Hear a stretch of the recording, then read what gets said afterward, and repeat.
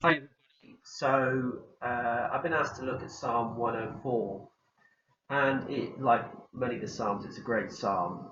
And Psalm 104 really is about God's creation. It's about looking at God's creation in a new way and thinking this is an amazing thing that we have in front of us. And I don't know about you, but I also find that when you look at creation, it also helps me to understand how awesome God is. So the psalm talks about three things I noticed.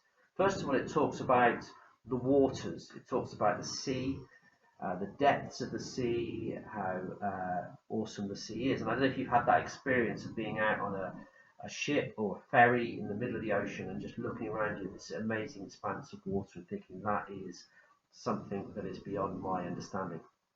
The second thing it talks about is the mountains. And I remember having this childhood fear as I was going through the mountains in Snowdonia and looking up at these incredible things and just thinking, kind of having a fear, really, I suppose, about how awesome these mountains were.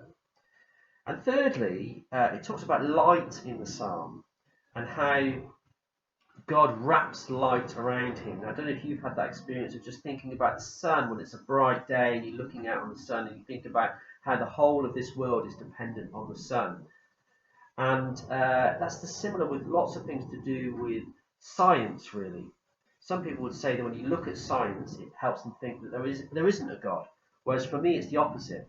When we know what we know about the world and the ecosystems and what we need to survive, it makes me understand how awesome that God is to have created everything.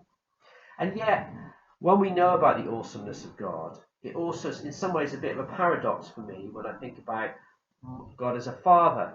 Because I know that God loves me deeply as a father, and I know that I'm allowed to call him Abba Father, which is another language. It's like Daddy.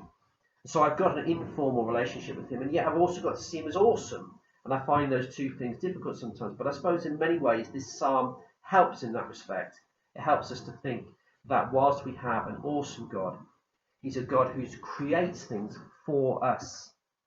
It talks about how God creates food for us and for animals to enjoy and to help us. And he can do that easily because he's the amazing God. But he does that out of love.